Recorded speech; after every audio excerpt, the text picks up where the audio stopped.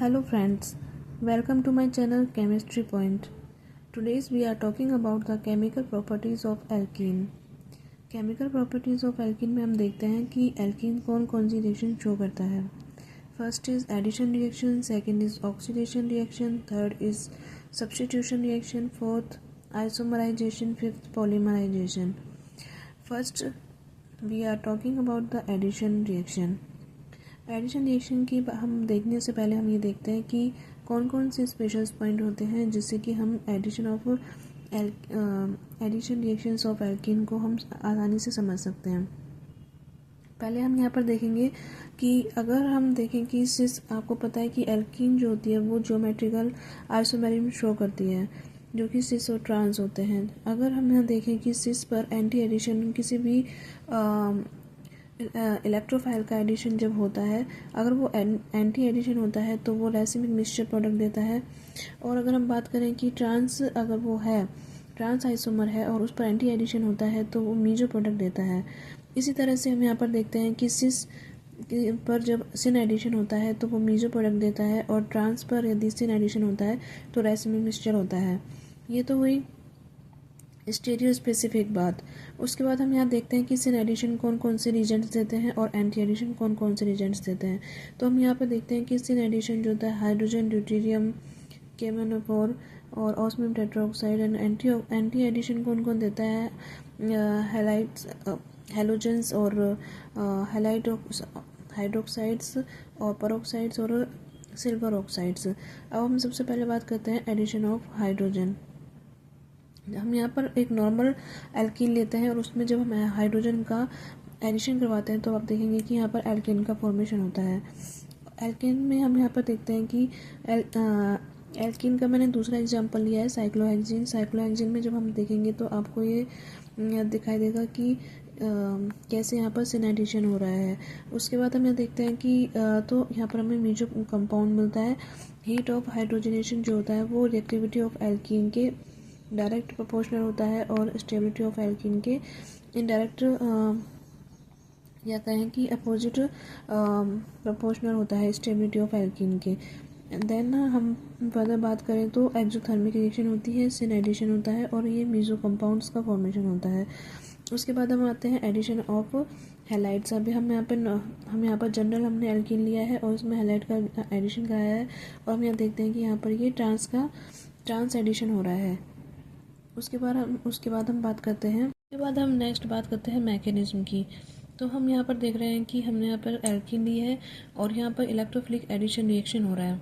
Electrophilic addition में हम यहाँ पर देख रहे हैं कि सबसे पहले जो होता है इलेक्ट्रोफाइल वो अटैक करता है कार्बन पे और हम यहाँ पर देख रहे हैं कि यहाँ पर इनकम्प्लीट ऑक्टेट रहता है जिसे कि कंप्लीट करने के लिए जो यहाँ पर हाइड्रोजन जुड़ा हुआ है या हैलाइड जुड़ा हुआ है वो क्या करता है, वो कार्बन के साथ रिएक्ट करता है और यहाँ पर साइक्लिक हेलोनियम आयन जो कि इंटरमीडिएट बनता है वो साइक्लिक हेलोनियम आयन बनता है.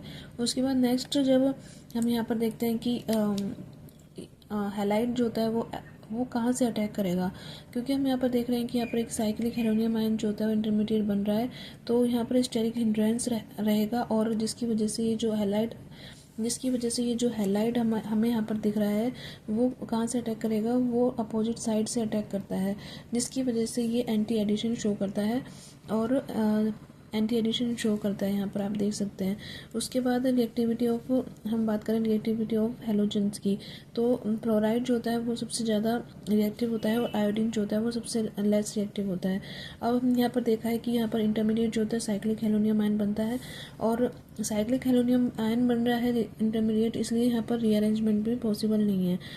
उसके बाद हम यहाँ पर देखते हैं ब्रोमीन का जब हम कार्बन टेट्राक्लोराइड की प्रेजेंस में जब हम रिएक्शन करवाते हैं तो यहाँ पर क्या होता है, यहाँ पर इस तरह से एंटी एडिशन होता है ब्रोमीन का. लेकिन हम ये देखते हैं कि जो ब्रोमीन होता है उसका जो सॉल्यूशन होता है उसका कलर होता है रेडिश ब्राउन और ये जो रेडिश ब्राउन होता है वो कलरलेस सॉल्यूशन में कन्वर्ट हो जाता है जिसे कि हम टेस्ट ऑफ अनसेचुरेशन भी कहते हैं, जिसे कि हम लैब में करते हैं और ये क्या होता है टेस्ट ऑफ अनसेचुरेशन को शो करता है. और जो बेंजीन होता है वो ब्रोमीन और कार्बन क्लोराइड जो होता है उसके साथ रिएक्शन शो नहीं करता, क्योंकि जो बेंजीन होता है वो हम सब जानते हैं कि बेंजीन जो होते हैं वो इलेक्ट्रोफिलिक सब्स्टिट्यूशन रिएक्शन देते हैं, इलेक्ट्रोफिलिक एडिशन रिएक्शन शो नहीं करते। यहाँ पर मैंने आपको ये फुल फॉर्म बताई है जिससे कि आपको समझ में आ जाए। ESR का मतलब यहाँ पर दिया हुआ है electrophilic substitution reaction and electrophilic addition reaction. उसके बाद हम बात करते हैं एडिशन ऑफ हाइड्रोजन हैलाइड्स की। यहाँ पर हमने प्रोपेन लिया है और हाइड्रोजन हैलाइड से रिएक्शन करवाई है, और यहाँ पर हम देख सकते हैं कि ये मेजर प्रोडक्ट बनेगा और यहाँ पर ये माइनर प्रोडक्ट बनेगा। यानी कि जहाँ पर हैलाइड जो होते हैं वो कहाँ पर जुड़ रहे हैं, 2 डिग्री कार्बन पर जुड़ रहे हैं, ये मेजर प्रोडक्ट बनता है, और जो 1 डिग्री पर जुड़ते हैं तो इससे माइनर प्रोडक्ट बनता है। इसकी मैकेनिज्म यहाँ पर देख सकते हैं। इसकी मैकेनिज्म में हम यहाँ पर देखा कि सबसे पहले प्रोपेन लिया, सबसे पहले अटैक करेगा इलेक्ट्रोफाइल, क्योंकि आपको पता है कि एल्कीन जो होते हैं वो इलेक्ट्रोफिलिक एडिशन रिएक्शन शो करते हैं, इसलिए सबसे पहले इलेक्ट्रोफाइल ने अटैक किया, जिसकी वजह से यहाँ पर सबसे पहले बना कार्बोकैटायन इंटरमीडिएट। और आपको पता है कि जो 2 डिग्री कार्बोकैटायन होते हैं वो मोर स्टेबल होते हैं, और 1 डिग्री कार्बोकैटायन होते हैं वो जो लेस स्टेबल होते हैं। उसके बाद आएगा हैलाइड, हैलाइड अटैक करेगा, और हैलाइड जो होता है वो कार्बोकैटायन से रिएक्ट करके फाइनल प्रोडक्ट बनाता है। रिएक्टिविटी ऑफ हाइड्रोजन हैलाइड्स हम देखेंगे। ये तो हाइड्रोजन हैलाइड जो होते हैं, हाइड्रोजन आयोडाइड जो होते हैं वो सबसे ज़्यादा रिएक्टिव होते हैं देन HBr, और HBr more reactive than HCl, और HCl is more reactive than HF। HI is better source of H+ और इलेक्ट्रोफाइल। HI में क्या होता है कि जो I होता है वो क्या होता है, बेटर लिविंग ग्रुप होता है, इसलिए हम यहाँ कह सकते हैं कि जो हाइड्रोजन होता है वो easily better source of hydrogen होता है। उसके बाद बात करते हैं हम यहाँ पर क्या होता है कि आपने देखा कि इंटरमीडिएट कार्बोकैटायन बना, इसलिए यहाँ पर रीअरेंजमेंट भी पॉसिबल है। उसके बाद हम यहाँ पर देखते हैं कि ये यहाँ पर एक मैंने आपको एग्जांपल दिया है जो कि जिससे कि आपको और क्लियर हो जाएगा। जैसे कि यहाँ पर CCl3 यानी कार्बन ट्राइक्लोराइड जुड़ा हुआ है, तो कार्बन ट्राइक्लोराइड जुड़ने की वजह से क्या होता है, यहाँ पर HCl की प्रेजेंस में जब हम देखेंगे तो ये 1 डिग्री पर ही हैलाइड आकर जुड़ेगा, क्योंकि यहाँ पर जो होता है कि अगर हम ये देखें कि ये वाला जो कार्बोकैटायन होगा वो लेस स्टेबल बनेगा, क्योंकि हमने देखा कि इंटरमीडिएट कार्बोकैटायन बन रहा है, लेकिन यहाँ पर जो ये वाला कार्बोकैटायन बनेगा वो लेस स्टेबल बनेगा। 1 डिग्री जो कार्बोकैटायन बनेगा वो मोर स्टेबल बनेगा, क्योंकि यहाँ पर जो कार्बन ट्राइक्लोराइड है वो खुद इलेक्ट्रॉन डेंसिटी को कम कर रहा है, तो इलेक्ट्रोफाइल अगर आएगा तो उसको इलेक्ट्रॉन कहाँ से मिलेंगे, इसलिए हम यहाँ पर देखेंगे कि ये जो 1 डिग्री कार्बोकैटायन बनेगा वो मोर स्टेबल बनेगा। उसके बाद हम एक अनदर भी मैंने आपको एग्जांपल दिया है जो कि बहुत इम्पोर्टेंट है, जिससे कि आपको सब समझ में आएगा। यहाँ पर HI की रिएक्शन हम करवा रहे हैं, ये आपको यहाँ पर दिख रहा है साइक्लिक मैंने एल्कीन लिया है, और यहाँ पर सबसे पहले क्या होगा, H+ का अटैक हो रहा है। H+ का अटैक हमने यहाँ पर करवाया, लेकिन आपको पता है यहाँ पर कार्बोकैटायन बनता है, कार्बोकैटायन जो होता है यहाँ पर रीअरेंजमेंट हो रहा है, तो सबसे पहले रीअरेंजमेंट होकर ये यहाँ पर 2 डिग्री कार्बोकैटायन पर शिफ्ट हो जाएगा, जैसे कि आप यहाँ देख सकते हैं। और यहाँ पर शिफ्ट होने के साथ ही ये क्या होगा, यहाँ पर ये साइक्लिक कंपाउंड्स में कन्वर्ट होने की ट्राई करता है, और जैसे कि आप यहाँ पर देख सकते हैं ये 1 2 3 4 5 और 6 और 7, तो यहाँ पर ये कार्बोकैटायन जो होता है ये यहाँ पर देखिए आप यहाँ देख सकते हैं ये इसके साथ रिएक्ट करेगा, और इस तरह से साइक्लिक कंपाउंड बन जाएगा। यानी कि आपको पता है कि जो साइक्लोपेंटेन होता है वो साइक्लिक हेक्सेन से कम स्टेबल होता है, इसलिए साइक्लोहेक्सेन में कन्वर्ट हो जाएगा, और यहाँ पर भी रीअरेंजमेंट होगा, और रीअरेंजमेंट होकर यहाँ पर ये 3 डिग्री कार्बोकैटायन बन जाएगा, और यहाँ पर फिर आयोडाइड यानी कि न्यूक्लियोफाइल अटैक करेगा और ये फाइनल प्रोडक्ट बनेगा। इस तरह से ये रिएक्शन होगी। उसके बाद हम बात करें free radical addition of HX। अभी तो हमने देखा था कि इंटरमीडिएट कार्बोकैटायन बन रहा था, और अब हम बात करते हैं free radical addition of HX की। तो यहाँ पर हमने एग्जांपल लिया है HBr, और HBr के साथ यहाँ पर पेरोक्साइड लिया है, जिससे कि फ्री रेडिकल्स बनते हैं। और इसकी मैकेनिज्म हम यहाँ पर देखेंगे कि यहाँ पर सबसे पहले हमने जो पेरोक्साइड लिया है वो हाई टेम्परेचर पर फ्री रेडिकल बनाता है, और ये फ्री रेडिकल जो होता है वो HBr से रिएक्ट करके Br यानी ब्रोमीन रेडिकल बनाएगा, जिससे कि यहाँ पर जो ये ब्रोमीन जो होता है बनना, वो एक्सोथर्मिक स्टेप होता है। ये डिसाइड करता है कि रिएक्शन कैसे होगी, तो इसलिए ये फ्री रेडिकल रिएक्शन होगी। उसके बाद ये एल्कीन पे अटैक करता है, और एल्कीन पे अटैक करने के बाद आप देख रहे हैं यहाँ पर फ्री रेडिकल कार्बन पे आ जाता है। और हम ये सब जानते हैं कि जो 2 डिग्री रेडिकल होते हैं वो मोर स्टेबल होता है देन द 1 डिग्री। उसके बाद नेक्स्ट हम यहाँ पर देख रहे हैं कि यहाँ पर 2 डिग्री रेडिकल बन रहा है, और यहाँ पर 1 डिग्री रेडिकल बन रहा है। उसके बाद हम यहाँ पर देखते हैं कि जब HBr की प्रेजेंस में जब रिएक्शन होती है, तो जो हाइड्रोजन रेडिकल होता है वो कहाँ पर जाकर जुड़ेगा, 1 डिग्री 2 डिग्री पर, और यहाँ पर 1 डिग्री पर जाकर जुड़ेगा। तो यहाँ पर जो मेन प्रोडक्ट बनेगा वो 1 डिग्री प्रोडक्ट बनेगा। आप यहाँ पर देख सकते हैं 1 डिग्री जो हैलाइड्स बने, 1 डिग्री एल्किल हैलाइड्स बनेगा, और यहाँ पर 2 डिग्री एल्किल हैलाइड बनेगा, वो माइनर प्रोडक्ट बनेगा। उसके बाद हम यहाँ पर देखते हैं कि यहाँ पर जो HBr और पेरोक्साइड की रिएक्शन होती है, तो यहाँ पर एंटी मार्कोनिकोव्स रूल फॉलो होता है, जिसे कि हम खरास इफेक्ट या पेरोक्साइड इफेक्ट भी कहते हैं, जो कि क्या होता है, in unsymmetrical alkene bromine is added on the less substituted carbon atom that is the major product. यहाँ पर हम देख भी सकते हैं कि जो ब्रोमीन होता है वो कहाँ पर ऐड हो रहा है, जहाँ पर लेस सब्स्टिट्यूटेड कार्बन एटम है, आप यहाँ देख सकते हैं। और यहाँ पर क्या है, ये मोर सब्स्टिट्यूटेड है और ये लेस सब्स्टिट्यूटेड है, तो इसलिए हम यहाँ पर देख सकते हैं ये मेजर प्रोडक्ट बनेगा। अब हम आते हैं एडिंग ऑफ हैलाइड हाइड्रोक्साइड, या हम गए H2O + X2। उसके बाद हम यहाँ पर देखेंगे कि एल्कीन की जब HX से रिएक्शन करवाते हैं, तो यहाँ पर क्या होता है कि जो हाइड्रोक्साइड होता है वो यहाँ एंटी एडिशन होता है इनका। और इसकी मैकेनिज्म, सबसे पहले मैकेनिज्म देखते हैं, जिससे कि हमें समझ में आएगा कि कैसे रिएक्शन होती है। तो आप यहाँ देखेंगे कि OH- यहाँ पर न्यूक्लियोफाइल है, और X यहाँ पर एज ए इलेक्ट्रोफाइल की तरह काम कर रहा है, और यहाँ पर इलेक्ट्रोफाइल सबसे पहले रिएक्ट करता है। और यहाँ पर क्या बन रहा है, आप देखेंगे कि यहाँ पर पहले कार्बोकैटायन बना, और जिससे कि फिर उसके बाद ये जो हैलाइड है वो वापस से कार्बोकैटायन से रिएक्ट करता है और साइक्लिक हेलोनियम आयन बन जाता है। और आपको मैंने पहले भी बताया था कि साइक्लिक हेलोनियम आयन बनने से क्या होता है कि जो न्यूक्लियोफाइल अटैक करता है वो अपोजिट साइड से अटैक करेगा, और फिर यहाँ पर जो हाइड्रोक्साइड है वो यहाँ पर आकर जुड़ जाएगा, जिससे कि आप यहाँ पर देख सकते हैं। उसके बाद हम बात करें रिएक्टिविटी ऑफ HOX की, तो यहाँ पर सबसे ज़्यादा रिएक्टिव होता है HOCl, और उसके बाद सबसे लेस रिएक्टिव होता है HOI। यहाँ पर हम देख सकते हैं इसकी जो OH- और I+ बनने की जो होता है वो मोर एक्टिवेशन एनर्जी इसके लिए चाहिए होती है, इसलिए ये लेस रिएक्टिव होता है। और यहाँ पर हम देख सकते हैं कि इंटरमीडिएट जो होता है साइक्लिक हेलोनियम आयन बन रहा है, इसलिए रीअरेंजमेंट नॉट पॉसिबल। उसके बाद हम बात करते हैं एडिशन ऑफ NOCl, जिसे कि हम नाइट्रोसिल क्लोराइड भी कहते हैं। नाइट्रोसिल क्लोराइड में हम देखेंगे कि जो NO वाला पार्ट है वो एक एज ए इलेक्ट्रोफाइल काम करेगा, और जो Cl है वो न्यूक्लियोफाइल की तरह काम करेगा। तो हमें सबसे पहले ये समझना पड़ेगा कि कोई भी रिएजेंट है उसमें क्या होता है, कौन सा पार्ट जो होता है वो इलेक्ट्रोफाइल की तरह काम करेगा, और कौन सा पार्ट न्यूक्लियोफाइल की तरह काम करेगा। उसके बाद हम यहाँ पर देखते हैं कि इससे जो प्रोडक्ट बनेगा उसे हम कहेंगे प्रोपिलीन नाइट्रोसो क्लोराइड। उसके बाद हम यहाँ पर मैकेनिज्म देखते हैं। मैकेनिज्म में हम आप देख सकते हैं कि सबसे पहले इलेक्ट्रोफिलिक एडिशन होगा, और इलेक्ट्रोफाइल सबसे पहले अटैक करेगा, और उसके बाद यहाँ पर बनेगा क्या, कार्बोकैटायन, और उसके बाद Cl- जो होता है वो अटैक करेगा अपोजिट साइड से। उसके बाद हम यहाँ पर देख सकते हैं कि प्रोपिलीन नाइट्रोसो क्लोराइड बन जाता है।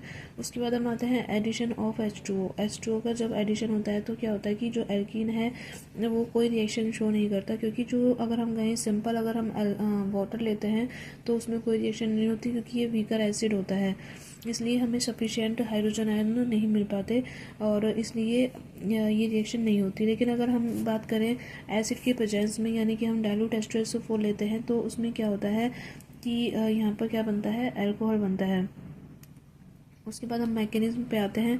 हमने मैकेनिज्म देखते हैं कि सबसे पहले इलेक्ट्रोफाइल अटैक करेगा, नहीं कि यहाँ पर इलेक्ट्रोफाइल कौन होता है, H+ है, और ये अटैक करेगा। उसके बाद यहाँ पर कार्बोकैटायन बनेगा, और कार्बोकैटायन बनने के बाद जो कार्बोकैटायन मोर स्टेबल होगा, फिर वहाँ पर जो हाइड्रोक्साइड आयन है वो अटैक करेगा, जिससे कि हमें 2 डिग्री, आप यहाँ देख सकते हैं 2 डिग्री अल्कोहल मिल रहा है। उसके बाद यहाँ देखते हैं इंटरमीडिएट जो होता है वो कार्बोकैटायन बनता है, इसलिए यहाँ पर रीअरेंजमेंट भी पॉसिबल है।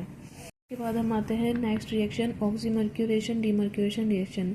आपको इन रिएक्शंस को बहुत अच्छे से समझना है, क्योंकि आगे जब कोई भी क्वेश्चन होता है, जो ABC वाले क्वेश्चंस आते हैं, उनमें क्या होता है कि हमें समझ नहीं आता कि कौन सा रिएजेंट कैसे काम कर रहा है। अगर हमें इनकी मैकेनिज्म या हम कहें कि इनका हमें तरीका पता हो कि किस तरह से ये अटैक करते हैं और क्या बीच में क्या बनता है, रीअरेंजमेंट पॉसिबल है या नहीं है, तो हम ये इजीली कर पाते हैं।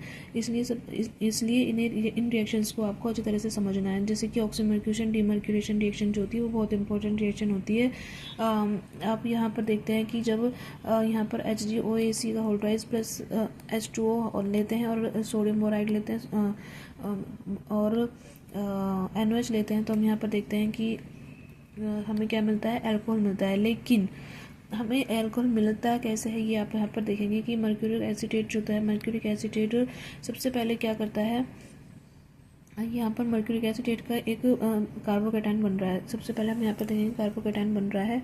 उसके बाद ये जो है एज ए इलेक्ट्रोफाइल अटैक करेगा। एज ए इलेक्ट्रोफाइल अटैक करने के बाद यहाँ पर भी क्या बनेगा कि साइक्लिक इंटरमीडिएट बनता है। साइक्लिक इंटरमीडिएट बनने के बाद उसके बाद क्या होता है कि यहाँ पर वाटर मॉलिक्यूल अटैक करता है। और वाटर मॉलिक्यूल देखो यहाँ पर कैसे अटैक करेगा, ये अपोजिट साइड से अटैक करेगा। अपोजिट साइड से अटैक करने के बाद ये हाइड्रोजन को तो बाहर निकाल देगा। और उसके बाद क्या होता है कि यहाँ पर ये बॉन्डिंग बन रही है, आप यहाँ पर देख सकते हैं। उसके बाद यहाँ पर क्या हो रहा है कि ये हाइड्रोजन निकल चुका है। उसके बाद यहाँ पर देखते हैं, अब यहाँ पर डीमर्क्यूरेशन की रिएक्शन होगी। डीमर्क्यूरेशन रिएक्शन में हम यहाँ पर देखते हैं सोडियम बोराइड, और यहाँ पर क्या लेते हैं, हम सोडियम हाइड्रोक्साइड लेते हैं। और जिससे कि ये जो डीमर्क्यूरेशन होता है यहाँ पर, और यहाँ पर हाइड्रोजन आकर जुड़ जाता है। यहाँ पर इंटरमीडिएट कैसा बनता है, साइक्लिक कैटायन बनता है, इसलिए यहाँ पर भी रीअरेंजमेंट पॉसिबल नहीं होता। Okay, now next reaction is addition of borane trihydride, जिसे कि हम हाइड्रोबोरेशन कहते हैं। यहाँ पर हम देखेंगे कि जब हम इसकी BH3 की रिएक्शन एल्कीन से कराते हैं, तो यहाँ पर क्या बनता है, सबसे पहले ट्राईप्रोपिल बोरेन बनता है। ट्राईप्रोपिल बोरेन बनने के बाद अब हम यहाँ पर देखते हैं कि जब अलग अलग रिएजेंट के साथ ये अलग अलग रिएक्शंस देता है। हाइड्रोबोरेशन ऑक्सीडेशन, इसमें हम देखेंगे कि सबसे पहले जब हाइड्रोबोरेशन का जो यहाँ पर ट्राईप्रोपिल बोरेन बना है H+H2 की प्रेजेंस में यहाँ पर, और या फिर कहें कि एसिड की प्रेजेंस में यहाँ पर ये एल्केन बनाता है। उसके बाद हम देखते हैं यहाँ पर क्लोरामीन की प्रेजेंस में ये एमीन शो करता है, और हाइड्रोक्साइड और पेरोक्साइड की प्रेजेंस में यहाँ पर ये अल्कोहल का फॉर्मेशन होता है। और इस तरह से यहाँ पर एक साइक्लिक इंटरमीडिएट बनता है। आप यहाँ पर देख सकते हैं साइक्लिक इंटरमीडिएट बनता है। और फिर यहाँ पे इसलिए रीअरेंजमेंट पॉसिबल नहीं है, और ये कैसा होता है, सिन एडिशन होता है। यहाँ पर एंटी एडिशन नहीं होता है, यहाँ पर सिन एडिशन होता है। उसके बाद हम नेक्स्ट रिएक्शन पर आते हैं, एडिशन ऑफ एल्कीन। यहाँ पर एल्कीन का एडिशन ही एल्कीन से हो रहा है, जिससे कि हम हायर एल्कीन का फॉर्मेशन कर सकते हैं कंसंट्रेट H2SO4 की प्रेजेंस में। तो सबसे पहले क्या होगा, यहाँ पर आपको सबको पता है, जहाँ पर भी एडिशन की बात आए, एल्कीन की बात आए, तो हम यहाँ पर सबसे पहले क्या करेंगे, इलेक्ट्रोफाइल का अटैक करेंगे। इलेक्ट्रोफाइल का अटैक करने के बाद यहाँ पर देख सकते हैं ये कार्बोकेटाइन बन गया। कार्बोकेटाइन के बाद हमें पता है कि अब क्या होगा, एक न्यूक्लियोफाइल अटैक करेगा। अब न्यूक्लियोफाइल अटैक करने के बाद हम यहाँ पर देख सकते हैं ये कार्बोकेटाइन है, और यहाँ पर क्या हो रहा है, अब हाइड्राइड आयन जो होता है वो रिमूव हो जाता है और एक हायर एल्कीन का फॉर्मेशन हो जाता है। उसके बाद हम यहाँ पर देखते हैं एडिशन ऑफ एल्केन। अब जो एल्केन, अब पहले तो हमने एल्कीन का एडिशन देखा, अब यहाँ पर एल्केन का एडिशन देखेंगे। कंसंट्रेट H2SO4 की प्रेजेंस में जब हम यहाँ पर देखते हैं आइसोब्यूटेन से किसका फॉर्मेशन होता है, आइसोऑक्टेन का फॉर्मेशन होता है। यानी कि यहाँ पर क्या होता है कि यहाँ पर हम कहें कि हायर एल्केन का फॉर्मेशन हो रहा है। यहाँ पर हाई एल्कीन बन रही है और यहाँ पर हायर एल्केन का फॉर्मेशन हो रहा है। उसके बाद कहें एडिशन ऑफ कार्बिन, जो हम यहाँ पर आप यहाँ पर देख रहे हो एजो कंपाउंड्स देख रहे हो, और यहाँ पर क्या बन रहा है, कार्बिन बनते हैं। आपको पता है कि इससे इंटरमीडिएट कार्बिन बन रहा है, और इससे क्या बनते हैं, ये साइक्लोप्रोपेन बनते हैं। यानी कि आपको पता है कि जो ये कार्बिन होता है वो कार्बिन का एडिशन इस तरह से आपको पता है कि इस तरह से होता है। Electrophilic substitution reaction, oxo reaction और हाइड्रोफोबिक फॉर्मुलेशन। इसमें क्या होता है कि हाइड्रो फॉर्मुलेशन का मतलब है कि यहाँ पर जो फॉर्मेल्डिहाइड जो होता है उसका एडिशन कैसे होता है, ये हम आपको बताएंगे। CO की प्रेजेंस में और यहाँ पर हमने लिया कार्बन मोनोऑक्साइड और हाइड्रोजन और कोबाल्ट और 150 degree centigrade and high pressure पर ये क्या होता है, यहाँ पर एल्डिहाइड का फॉर्मेशन होता है। आप यहाँ पर ये मैंने एक आपको क्वेश्चन दिया है प्रैक्टिस टाइम के लिए, और यहाँ पर आप देख सकते हैं कि इस तरह की ये एक एल्कीन दी है और यहाँ पर 3 तरह से आपको यहाँ पर अल्कोहल बनते हुए दिखाई दे रहे हैं। ये अल्कोहल किस तरह से बनेंगे, कौन सा रिएजेंट काम आएगा, ये आपको बहुत इम्पोर्टेंट है। और इसे सॉल्व करने से आपको ये पूरी रिएक्शंस समझ में आ जाएंगी कि कौन सा रिएजेंट कब काम आता है और ये कब एडिशन इस तरह से होता है। तो अभी ये मैंने आपको ये एल्किन की एडिशन रिएक्शंस बताई हैं, और अब फर्दर मैं आपको नेक्स्ट वीडियो में मैं आपको और एल्किन की जो केमिकल प्रॉपर्टीज़ हैं जैसे कि ऑक्सीडेशन सब्स्टिट्यूशन रिएक्शंस हैं, इनके बारे में मैं आपको नेक्स्ट वीडियो में बताऊंगी। मैं इसमें भी बता सकती थी लेकिन वीडियो बहुत लंबा हो जाता, इसलिए मैंने इसके लिए नेक्स्ट वीडियो बनाया है। तो आप वहाँ पर जाकर देख सकते हैं, और ये प्रैक्टिस जो होती है ये ज़रूर आप करना प्लीज़। और जो भी आंसर आए वो मुझे कमेंट बॉक्स में करके बताना कि आपका आंसर क्या आया है, और I am waiting for this. Please comment me if you want any topic explanation, so please subscribe my channel. Thank you.